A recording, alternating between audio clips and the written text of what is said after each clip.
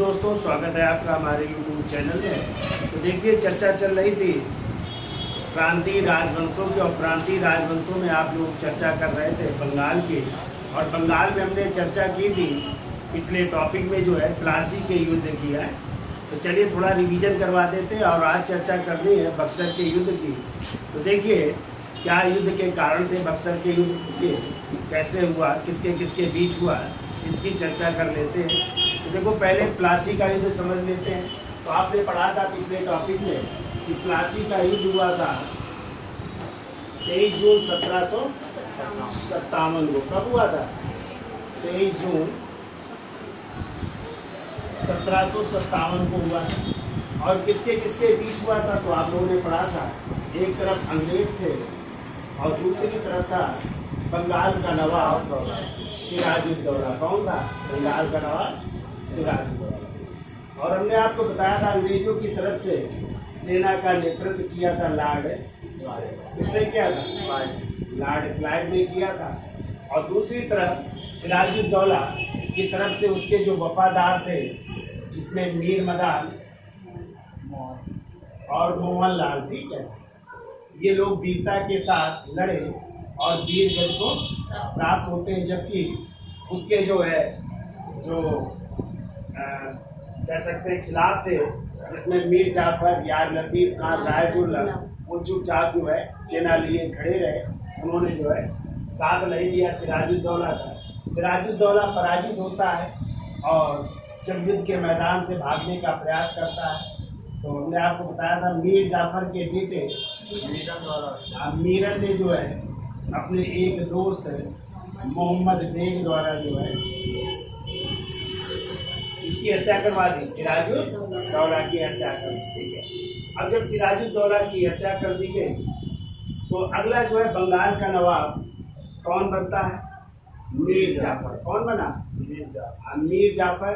कब बन रहा है? 1757 से लेकर के 1760 तक इसका टाइम है। तो चूंकि जब मीर जाफर नवाब बना, तो उसने लॉर्ड क्लाइव को जो है, लॉर्ड क्लाइव को 24 परगने की जागीर दी। कितनी? 24 परगना जिला पड़ता है पश्चिम बंगाल में। तो 24 परगने की जागीर दी जा रही है। ठीक है, इसीलिए कभी कभी क्वेश्चन आता है कि 24 परगने की जागीर किसकी जागीर मानी जाती है? तो किसकी मानी जाती है? लॉर्ड क्लाइव की। ठीक है, और दूसरा, लॉर्ड क्लाइव जैसा कहता था वैसा मीर जाफर करता था। इसलिए मुर्शिदाबाद, चूंकि राजधानी क्या थी बंगाल की, मुर्शिदाबाद में लोग जो है मजाक में कहा करते थे मीर जाफर को क्लाइव का गीदड़ या गधा कहा जाता था। क्लाइव का गीदड़ या गधा कहा जाता था। तो मीर जाफर का नवाब बनना हमने आपको बताया था, ये बंगाल की प्रथम क्रांति कही जाती है। ठीक है, कभी आ जाए क्वेश्चन, बंगाल की प्रथम क्रांति किसको माना जाता है, तो आप लोग क्या बताएंगे? मीर जाफर का नवाब बनना। ठीक है, अब देखिए, इसी समय चूंकि मीर जाफर नाम मात्र का जो है नवाब है बंगाल का, वास्तविक सत्ता किसके हाथों में? अंग्रेजों के हाथों में। ठीक है, अंग्रेज जो है यहाँ पे, चूंकि आपको पता है दस्तक पत्र, और दस्तक पत्र वो पारगमन पत्र था जो बिना टैक्स दिए हुए वो बंगाल में व्यापार कर सकते थे। और ये दस्तक पत्र जारी किया था 1717 ईस्वी में मुगल बादशाह किसने? फर्रुखशियर। किसने जारी किया? फर्रुखशियर ने जारी किया। तो अंग्रेज भी यहाँ पे बिना टैक्स दिए क्या कर रहे थे? व्यापार कर रहे थे। इससे जो है इनका राजस्व भी कम हो रहा था बंगाल के नवाबों का। और मीर जाफर भी परेशान था, किससे? अंग्रेजों से। तो कहते हैं कि मीर जाफर ने अब जो है डचों से अपनी जो है घनिष्ठता जो है बढ़ाने लगता है डचों से, चूंकि डच भी उस समय आ चुके थे। आप पढ़ेंगे अभी जब हम यूरोपीय कंपनियों का आगमन चर्चा करेंगे, तो सबसे पहले पुर्तगाली कि 1602 में कौन आ गए थे? डच आ गए थे। तो डचों से जो है संबंध स्थापित कर रहा है मीर जाफर।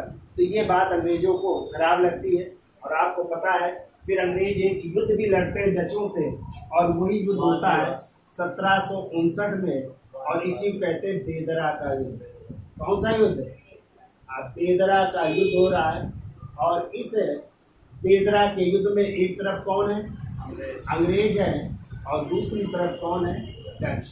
यानी कि बेदरा का युद्ध किसके किसके बीच हुआ, अंग्रेजों और डचों के बीच। जब हम अभी चर्चा करेंगे आगे, जब पढ़ाएंगे डच, तो वहाँ पे भी चर्चा करेंगे। लेकिन ध्यान रखिएगा, ये युद्ध हो रहा है और इसमें डच क्या हो रहे हैं, पराजित हो रहे हैं। और डचों का जो है भारत से जो व्यापार था वो लगभग क्या हो जाता है, समाप्त हो जाता है। ठीक है, अब इसी समय एक और युद्ध लड़ा जा रहा है, देखिए। और वो युद्ध है, चूंकि यूरोप में भी उस समय युद्ध चल रहा था, सप्तवर्षीय युद्ध। यूरोप में कौन सा युद्ध चल रहा था, सप्तवर्षीय युद्ध चल रहा था। और ये युद्ध आरंभ हुआ था 1756 में, और ये कब तक चलेगा, 1763। तो भारत में भी युद्ध चल रहा था इसी समय। और भारत में ये युद्ध जाना जा रहा था किस नाम से, कर्नाटक का युद्ध के नाम से, कर्नाटक का युद्ध। और कर्नाटक के युद्ध कितने हुए, 3 होते हैं। ठीक है, 1 2 और 3 होंगे, आगे आप लोग पढ़ेंगे जब हम आपको फ्रांसीसी पढ़ाएंगे। ठीक है, और ये कर्नाटक का युद्ध जो है भारत में भी किसके किसके बीच हो रहा है, ये हो रहा है अंग्रेजों के बीच, और दूसरी तरफ कौन है, फ्रांसीसी। किसके बीच हो रहा है, फ्रांसीसियों के बीच हो रहा है। ठीक है, चूंकि इस समय फ्रांसीसी भी यहाँ पे व्यापार कर रहे हैं। और इसी युद्ध में एक युद्ध हुआ 1760 में, और इसी युद्ध को कहते हैं वांडीवास का युद्ध। कौन सा युद्ध, वांडीवास का युद्ध हो रहा है। और इसी वांडीवास के युद्ध में जो है अंग्रेजों ने किसको पराजित कर दिया, फ्रांसीसी। इसमें क्या हो रहा है, पराजित हो रहा है। ठीक है, तो यहाँ से जो है देखो फ्रांसीसी भी पराजित हो रहा है। फिर आप लोग पढ़ेंगे 1763 में पेरिस की संधि हुई। ठीक है, तो जो अंग्रेजों ने यहाँ पे अधिकार कर लिए थे वो बस्ती वापस की, और यूरोप में जो है फ्रांसीसियों ने जहाँ पे अधिकार किया था उन्होंने वापस किया था। ठीक है, तो कौन सी संधि हुई थी 63 में, पेरिस की संधि हुई थी। ठीक है, ये आप लोग पढ़ेंगे जब हम आगे चर्चा करेंगे, पेरिस की संधि। तो देखिए ये 2 महत्वपूर्ण भी युद्ध है। कौन कौन सा, एक तो आपको याद रखना है बेदरा का युद्ध, और दूसरा याद रखना है वांडीवास का युद्ध। और यहाँ पे 2 शक्तियों का पतन हो रहा है। तो बेदरा के युद्ध में कौन पराजित हो रहे हैं, डच, और वांडीवास के युद्ध में कौन पराजित हो रहे हैं, फ्रांसीसी पराजित। ठीक है, अब जो है निर्विरोध रूप से अंग्रेजों की सत्ता क्या हो रही है, स्थापित हो रही है, और अंग्रेज अपने को और शक्तिशाली बनाना चाहते हैं। ठीक है, अब जो है जब ये जानते हैं कि मीर जाफर अब कार्य नहीं कर रहा, हमारा कहना नहीं मान रहा है, तो इससे जो है एक इन्हीं का दामाद होता है मीर कासिम। ठीक है, और आपको पता है 1760 में तभी जो है लॉर्ड क्लाइव कहाँ चले गए थे, इंग्लैंड। लॉर्ड क्लाइव जब इंग्लैंड चले गए तो अस्थाई जो है बंगाल का गवर्नर बनाया गया था। अस्थाई गवर्नर बने थे जे हार्वेज कुछ समय के लिए। कौन बने थे, लेकिन जे हार्वेज के बाद जो है फिर स्थाई गवर्नर जो है, स्थाई गवर्नर बना दिए जाते वेंसिस्टार्ड। कौन बन गए, वेंसिस्टार्ड। और यही वेंसिस्टार्ड थे जिन्होंने किससे, मीर कासिम से एक समझौता किया। किससे एक समझौता किया था, मीर कासिम से एक समझौता किया, और उनसे कहा कि आपको जो है हमें 3 गांवों की जमींदारी देनी पड़ेगी। कौन कौन सी, वर्धमान, मिदनापुर और चंदौली। ठीक है, और कहते हैं वेंसिस्टार्ड ने फिर जो है मीर जाफर को बुलाया और कहा कि जो है आप बंगाल का जो है क्या नायब सूबेदार किसको नियुक्त करिए, मीर कासिम को। लेकिन मीर जाफर ने क्या किया, कहा नहीं, मैं जो है नवाब पद से ही क्या दे रहा हूँ, त्याग पत्र दे रहा हूँ, इस्तीफा दे रहा हूँ। तो उसने नवाब पद से क्या दे दिया, त्याग पत्र दे दिया। और अगला जो है बंगाल का नवाब कौन बना, मीर कासिम बना। कब बन रहा है, 1760 में, और कब तक रहेगा, 63। और मीर कासिम का नवाब बनना ही बंगाल की दूसरी क्रांति कही जाती है। ठीक है, अब देखिए बंगाल का नवाब कौन बन रहा है, मीर कासिम बन रहा है। ठीक है, देखिए यहाँ तक समझ में आ गया।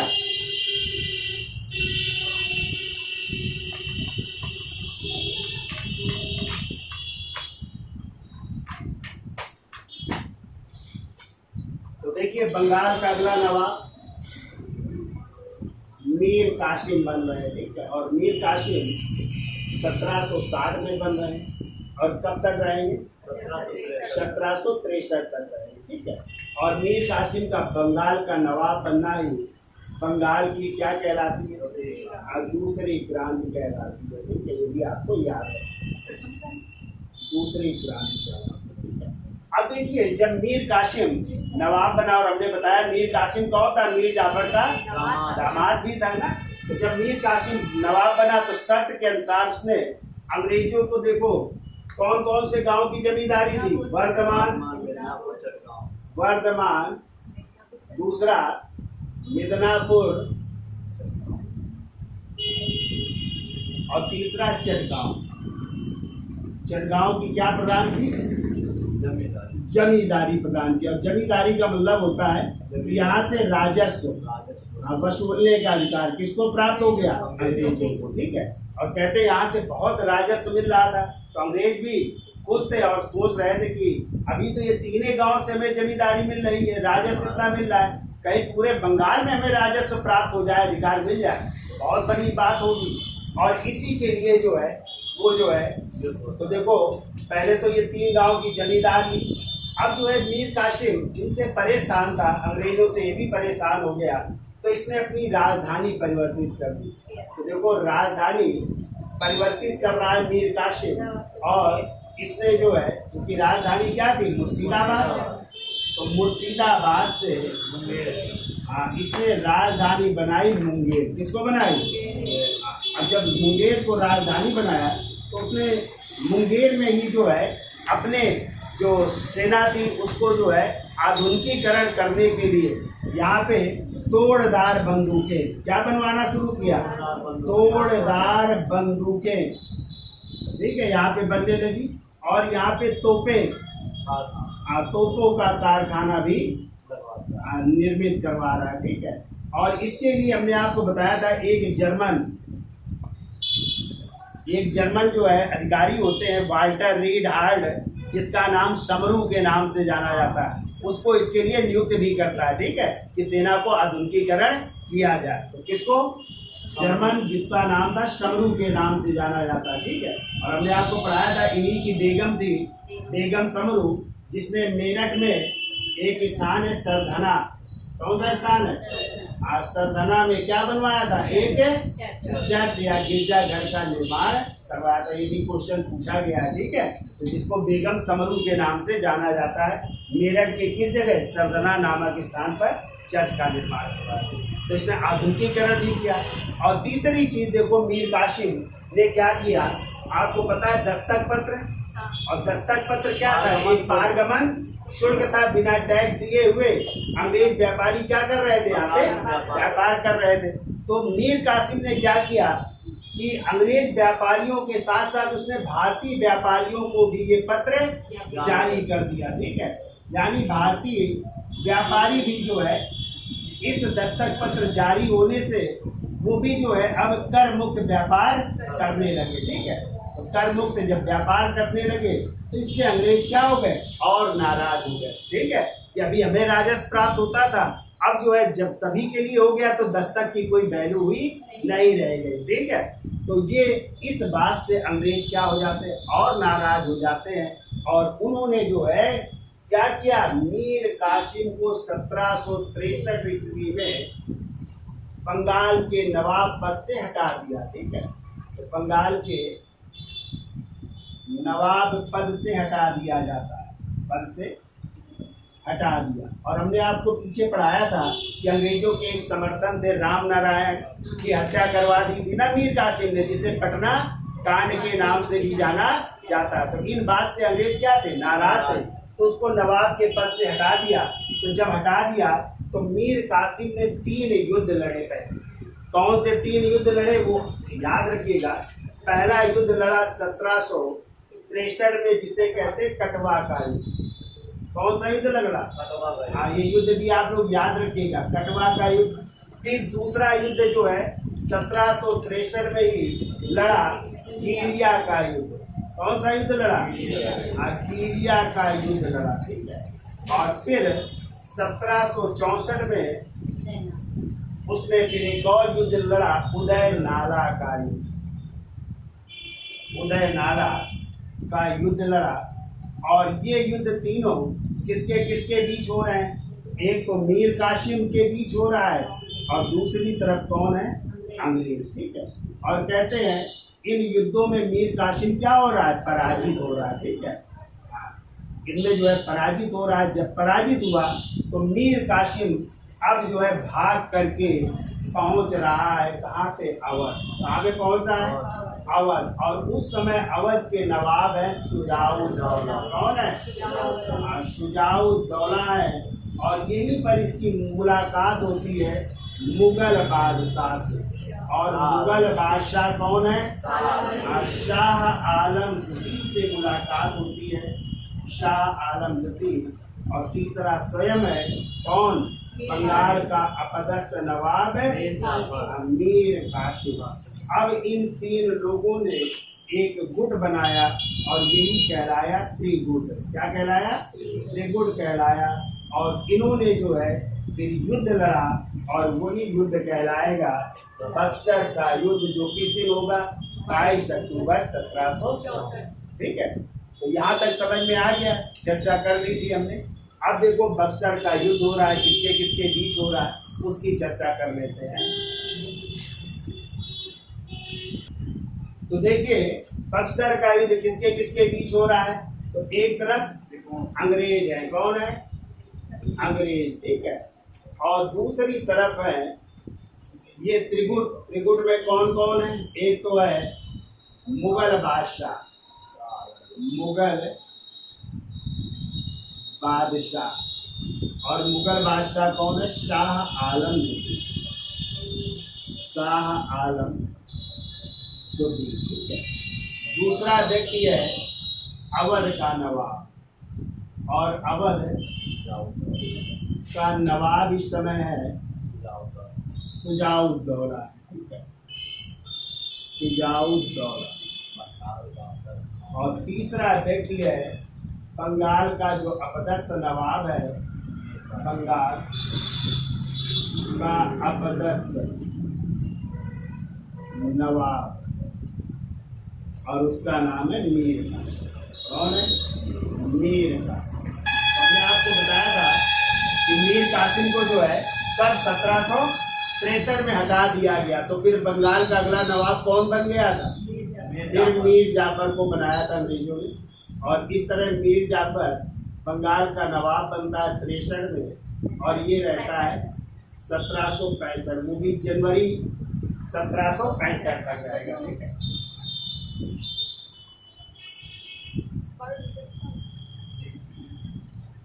जनवरी 1765 तक रहता है। ठीक है। तो ये मीर जाफर फिर नवाब बन चुका है। ठीक है। अब देखो इस बक्सर के युद्ध में एक तरफ ये तीन शक्तियां, दूसरी तरफ अंग्रेजों की सेना का नेतृत्व कर रहा है कैप्टन हेक्टर मुनरो। याद रखिएगा कौन नेतृत्व कर रहा है? और चूंकि लॉर्ड क्लाइव तो चले गए थे कहाँ पे? इंग्लैंड। तो इस बार सेना का नेतृत्व कर रहे हैं कैप्टन हेक्टर मुनरो। ठीक है। और बक्सर का मैदान कहाँ पे है? ये है बिहार में। ठीक है। कहाँ पे पड़ता है? बिहार में पड़ता है। या बनारस से आगे चलोगे ना तो बिहार शुरू हो जाता है, तो वहीं पे जो है ये बक्सर का मैदान था। और इसी में युद्ध हो रहा है, बक्सर का युद्ध। तो अंग्रेजी सेना का नेतृत्व कौन कर रहा है? Captain Hector Munro. और दूसरी तरफ ये तीन शक्तियां। ठीक है। और इस युद्ध में ये तीनों शक्तियां क्या हो रही हैं? पराजित हो रही हैं। यानी ये तीनों लोग क्या हो रहे हैं? पराजित हो रहे हैं। और जैसे ही पराजय की सूचना कहाँ भेजी जाती है? इंग्लैंड भेजी जाती है। तो इंग्लैंड से फिर भेजा जाता है किसको? Lord Clive. तो लॉर्ड क्लाइव फिर इंग्लैंड से आ रहे हैं बंगाल का नवाब बनकर, बंगाल का गवर्नर बनकर के। तो जैसे ही लॉर्ड क्लाइव आए तो उन्होंने जो है इन दो लोगों से दो संधियां की। क्योंकि मीर कासिम के पास कुछ था ही नहीं, तो मीर कासिम जो है भाग गया और बाद में इसकी क्या हो जाती है? मृत्यु हो जाती है। तो इस तरह जो है दो संधियां हो रही है दो व्यक्तियों से। कौन कर रहा है? तो देखिए पहली संधि हो रही है 12 अगस्त 1765 को। इसी को कहते हैं इलाहाबाद की प्रथम संधि। इलाहाबाद की प्रथम संधि। और इस इलाहाबाद की प्रथम संधि में किसने किसने हस्ताक्षर किया आपको याद रखना है। तो देखो इसमें हस्ताक्षर कर रहे हैं लॉर्ड क्लाइव प्लस मुगल बादशाह कौन है, शाह आलम द्वितीय कर रहे हैं।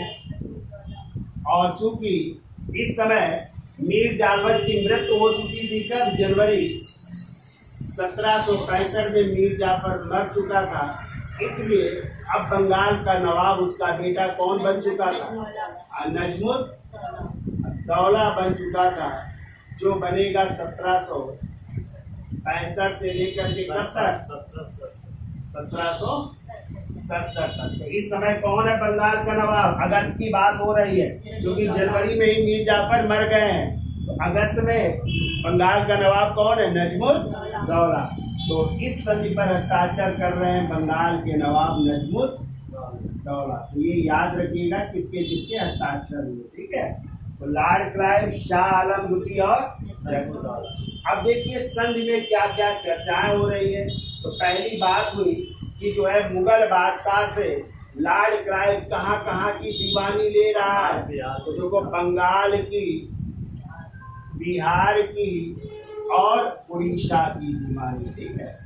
उड़ीसा की क्या प्राप्त कर रहे हैं, दीवानी। और दीवानी का मतलब है राजस्व, यानी राजस्व वसूलने का अधिकार अब किसको मिल रहा है, अंग्रेजों को, ठीक है। क्योंकि अब पूरे बंगाल से यदि दीवानी प्राप्त करनी है तो इसका अधिकार था मुगल बादशाह के पास, ठीक है। जैसे आपने पढ़ा था 1717 में फर्रुखसियर ने नहीं दिया था दस्तक पत्र, यानी बिना जो है टैक्स चुकाए हुए व्यापार करने का अधिकार अंग्रेजों को दिया था। वैसे ही अब मुगल बादशाह शाह आलम द्वितीय इनको बंगाल, बिहार और उड़ीसा की क्या कर रहा है, दीवानी, यानी राजस्व वसूलने का अधिकार प्राप्त, ठीक है, दिया जा रहा है। दूसरी चीज क्या हो रही है, दूसरी चीज हो रही है मुगल बादशाह को बदले में जो है क्या दिया जा रहा है, कड़ा व मानिकपुर के जिले। और ये जिले किससे लेकर के दिए गए, अवध के नवाब शुजाउद्दौला से लेकर के किसको दे दिए गए, मुगल बादशाह के। कड़ा और मानिकपुर से जो राजस्व मिलेगा वो आपका माना जाएगा, किसका, मुगल बादशाह। ये बदले में मिल रहा है। तीसरी चीज कहा गया कि जो है अब मुगल बादशाह शाह आलम द्वितीय को हम क्या देंगे, पेंशन। कितने लाख रुपए, 26 लाख रुपए वार्षिक पेंशन। तो देखिए तीसरा संधि के मुताबिक मुगल बादशाह शाह आलम द्वितीय को 26 लाख रुपए वार्षिक पेंशन दी जाएगी, 26 लाख रुपए वार्षिक पेंशन, वार्षिक पेंशन भी दी जाएगी, ये बात भी हुई, ठीक है। तभी क्वेश्चन आता है कि अंग्रेजों द्वारा पेंशन प्राप्त करने वाला पहला मुगल बादशाह कौन था, क्या बताएंगे, शाह आलम द्वितीय। फिर इसका बेटा बनेगा अकबर द्वितीय, तो वो अंग्रेजों के संरक्षण में बनेगा 1806 में। तो क्वेश्चन आता है अंग्रेजों के संरक्षण में बनने वाला पहला मुगल बादशाह, तो अकबर द्वितीय हो जाएगा। और अंग्रेजों द्वारा पेंशन प्राप्त करने वाला पहला मुगल बादशाह शाह आलम द्वितीय। ये तीनों संधियां इलाहाबाद की संधि याद हो जाएगी। ये तीन चीजें हुई, क्या क्या हो रहा है, बंगाल, बिहार, उड़ीसा की दीवानी किसको प्राप्त हो रही है, अंग्रेजों को। कौन दे रहा है, मुगल बादशाह। दूसरी चीज जो है अंग्रेज जो है कड़ा और मानिकपुर ये जिले किसको दे रहे हैं, मुगल बादशाह शाह आलम द्वितीय को। और तीसरा मुगल बादशाह शाह आलम द्वितीय को कितने लाख रुपए, 26 लाख रुपए वार्षिक पेंशन भी दी जा रही है, ठीक है। तो ये तो हुई संधि इलाहाबाद की पहली, किससे, मुगल बादशाह शाह आलम द्वितीय। अब इलाहाबाद की देखो द्वितीय संधि होगी 16 अगस्त 1765 को, और वो होगी अवध के नवाब किसके बीच, शुजाउद्दौला के बीच। चूंकि इसमें कौन पराजित हो रहा है, बक्सर के युद्ध में शुजाउद्दौला भी पराजित हो रहा है, तो इससे भी संधि होगी, वो कहलाती इलाहाबाद की द्वितीय संधि। इसका स्क्रीनशॉट ले लो, फिर आगे चलते हैं। तो देखिए दूसरी संधि हो रही है 16 अगस्त 1765 को। कब हो रही है? 16 अगस्त 1765 को। और यही संधि कहलाती है इलाहाबाद की द्वितीय संधि। इलाहाबाद की द्वितीय संधि कहलाती है। अब देखिए इलाहाबाद की द्वितीय संधि किसके किसके बीच हो रही है? एक तरफ तो है लॉर्ड क्लाइव प्लस जो है अवध के नवाब शुजाउद्दौला से। अवध के नवाब शुजाउद्दौला से। तो देखिए संधि में क्या बात हुई? अंग्रेजों ने कहा आप जबरदस्ती इस युद्ध में घुसे हो तो उसका हर्जाना भी हमें देना पड़ेगा। कितने लाख रुपए? 50 लाख रुपए हर्जाना।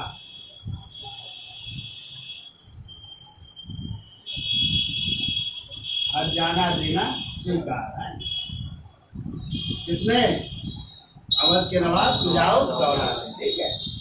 और कहा जब तक हर्जाना नहीं मिलेगा तो आपको अपने 2 जिले देने पड़ेंगे। कौन? कड़ा व मानिकपुर जिले लेकर किसको दे दिए? मुगल बादशाह को। ये हमने बताया था ना, मुगल बादशाह को दे दिए, शाह आलम द्वितीय को दे दिए। ठीक है। और क्या लिया? कहा कि आप जो है हमें एक और किला दीजिए, वो है चुनार का किला। कौन सा किला लिया? चुनार का किला। चुनार का किला भी प्राप्त कर रहे हैं अंग्रेज। ठीक है। तो चुनार का किला भी प्राप्त कर रहे हैं। ठीक है। फिर अवध में कर मुक्त व्यापार करने की सुविधा। अवध में कर मुक्त व्यापार करने की सुविधा। व्यापार करने की सुविधा किसको प्राप्त हुई? कंपनी को है। कि कंपनी जो है अवध में कैसा व्यापार करेगी? बिना टैक्स दिए हुए व्यापार करने की सुविधा भी प्राप्त हो रही। ठीक है। ये देखो वाराणसी और गाजीपुर के क्षेत्र, वाराणसी और गाजीपुर के क्षेत्र,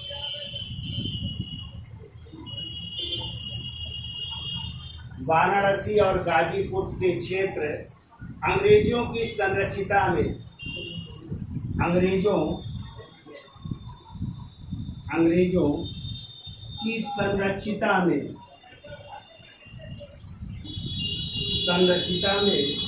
राजा बलवंत सिंह को दिया गया।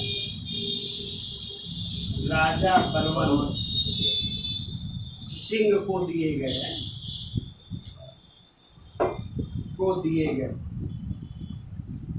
लेकिन संरक्षण किसका रहेगा?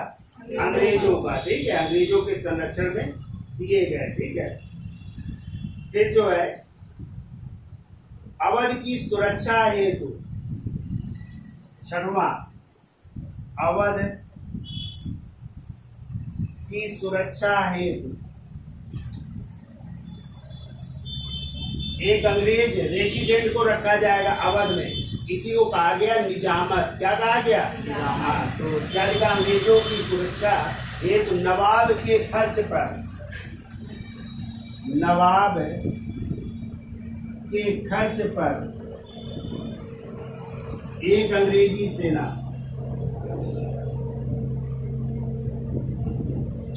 अंग्रेजी सेना, इसी को कहा गया निजामत। अभी आप लोग पढ़ेंगे द्वैत शासन है, तो यही था, दीवानी और निजामत दोनों का अधिकार प्राप्त करेंगे। ठीक है। अवध में रखी गई, अवध में रखी गई ठीक है, यानी सेना अंग्रेजों की होगी, लेकिन खर्च कौन देगा?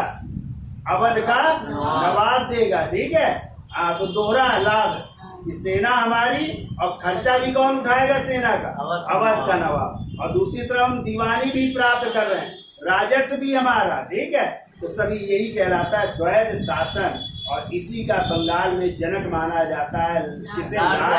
क्लाइव को। ठीक है, और वैसे द्वैध शासन आप लोग पढ़ोगे 1919 के भारत शासन अधिनियम में। ठीक है, जो प्रांतों में द्वैध शासन लागू हुआ था और उसके जनक माने जाते हैं। कभी आ जाए भारत में द्वैध शासन का जनक, तो लियो कार्टियस को माना जाता है, जिसने 1919 के जो भारत शासन अधिनियम आया था उसमें लागू करने का श्रेय दिया जाता है लियो कार्टियस को, जो प्रांतों में द्वैध शासन। फिर 1935 में क्या हुआ था अधिनियम में? प्रांतों से हटा करके केंद्र में द्वैध शासन व्यवस्था लागू की गई।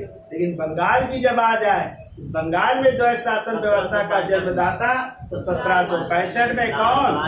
लॉर्ड क्लाइव द्वारा किया गया। ठीक है, तो यही था द्वैध शासन, भी हम चर्चा कर लेते हैं। ठीक है, तो ये हुआ इलाहाबाद की द्वितीय संधि। ठीक है, और कड़ा और मानिकपुर जिले लेकर के किसको दे दिए गए? मुगल। तो कहते हैं मुगल बादशाह बेचारा 1765 से 72 तक कहाँ रहा जा करके? कड़ा मानिकपुर में। और फिर 1772 में उसको एक मराठा सरदार हो गए महादजी सिंधिया, उसको फिर कड़ा मानिकपुर से दिल्ली की गद्दी पर बैठाने का। ठीक है, तो ये थी इलाहाबाद की संधियां। ठीक है, और इसके बाद जो है बंगाल में क्या लागू हो रहा है? द्वैध शासन। और द्वैध शासन के जनक जैसे अभी हमने बताया 1765 में किसको माना जाता है? लॉर्ड क्लाइव को। लॉर्ड क्लाइव द्वारा द्वैध शासन मतलब दीवानी का अधिकार भी और किसका? निजामत का अधिकार, दोनों अधिकार प्राप्त कर रहे हैं। ठीक है, दीवानी का मतलब अभी हमने बताया राजस्व वसूलने का अधिकार, और निजामत का मतलब सेना भी रखी जाएगी, लेकिन उस सेना का खर्च कौन देगा? हाँ, अवध का नवाब देगा। ये राजस्व था और ये क्या था? प्रशासन। ठीक है, यानी निजामत में प्रशासन, प्रशासन का मतलब सेना रखी जाएगी। ठीक है, और वो सेना का खर्च कौन वहन करेगा? हाँ, अवध का नवाब वहन करेगा। तो इसके जनक कौन माने गए? द्वैध शासन के, द्वैध शासन के जनक माने जाते हैं। बंगाल में पूछा जाए तो 1765 में लॉर्ड क्लाइव को माना जाता है। ठीक है, और इसके लिए तीनों जगह अलग अलग अधिकारी नियुक्त किए गए। बंगाल के लिए अलग, बिहार के लिए अलग, और उड़ीसा के लिए अलग अधिकारियों को नियुक्त किया गया। तो देखो, यदि बंगाल की बात की जाए तो बंगाल में जो है इसके लिए रखा गया मोहम्मद रजा खां को। किसको रखा गया? मोहम्मद रजा खां को। ठीक है, बिहार में रखा गया सितार राय को, सितार राय को रखा गया, और उड़ीसा में रखा जा रहा है राय दुर्लभ को। किसको? राय दुर्लभ को। ठीक है, राय दुर्लभ। इनकी देख रेख में जो है ये अधिकार प्रदान किए गए। कौन से? दीवानी और निजामत के अधिकार। ठीक है, और इसी को जो है द्वैध शासन व्यवस्था को के.एम. पडिक्कर ने जो है क्या कहा? डाकुओं का राज कहा है।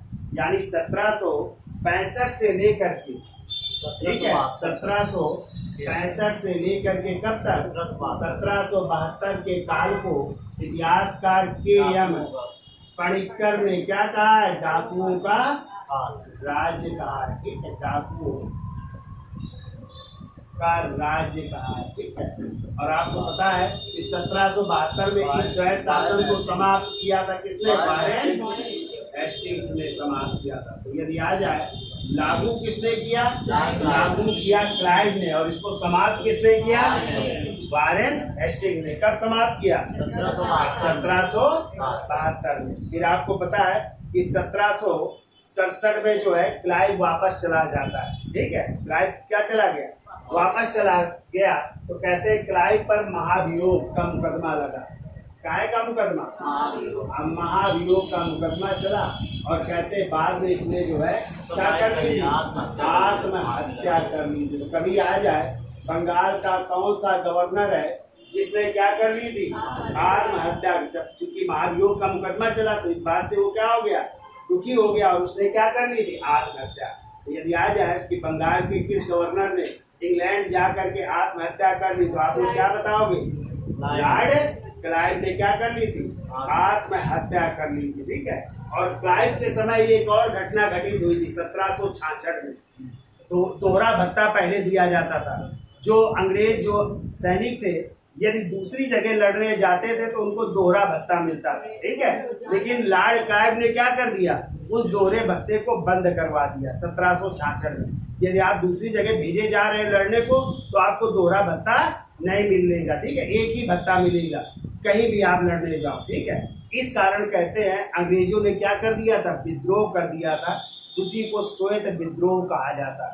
तो कभी आ जाए श्वेत विद्रोह किसके समय हुआ, लॉर्ड क्लाइव के समय। कब हुआ, 1766 में। किस प्रश्न को लेकर हुआ, दोहरे भत्ते को लेकर। ठीक है।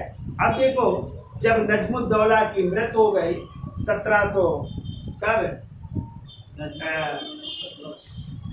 1766 में तक रहता है ना, 65 से 66 तक। तो फिर अगला नवाब बनता है सैफुद्दौला। कौन बनता है, 1766 से लेकर के 1770 तक कौन बना, सैफुद्दौला। और कहते हैं सैफुद्दौला के समय ही बंगाल में भीषण अकाल पड़ा था। और उस समय बंगाल का गवर्नर था काइटियर।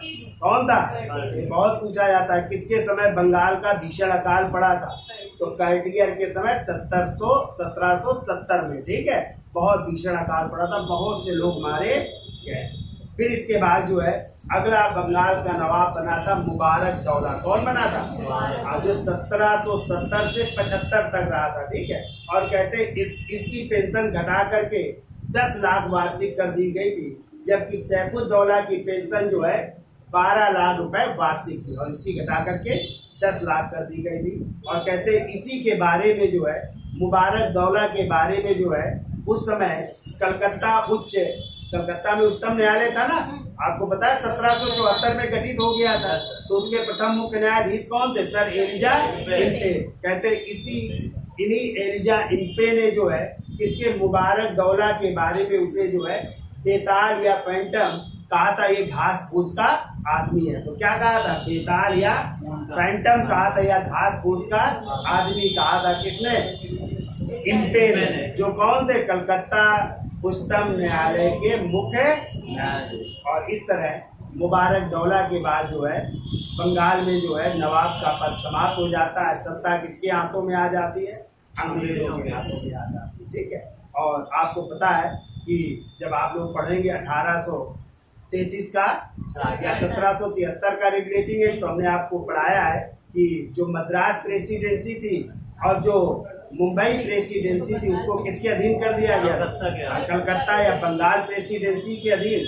और बंगाल का गवर्नर ही क्या बन जाएगा, बंगाल का गवर्नर जनरल। कौन बने थे बंगाल के पहले, वारेन हेस्टिंग्स। फिर आप लोग जब पढ़ोगे 1833 का चार्टर है, तो वही जो बंगाल का गवर्नर जनरल था उसे क्या बना दिया जाएगा, भारत का गवर्नर जनरल। तो कौन बन जाएंगे भारत के गवर्नर जनरल, तो लॉर्ड विलियम बेंटिंक बनेंगे। ठीक है। तो ये कहानी है, फिर आगे चलती रहेगी कहानी, चर्चा करेंगे। तो यहाँ तक समझ में आ गया बक्सर का युद्ध और इलाहाबाद की संधियां। फिर जो है नजमुद्दौला, फिर कौन बना, सैफुद्दौला, और फिर कौन बना, मुबारकदौला बना, जो 1770 से 75 तक बंगाल का नवाब।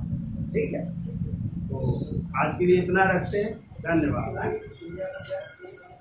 अब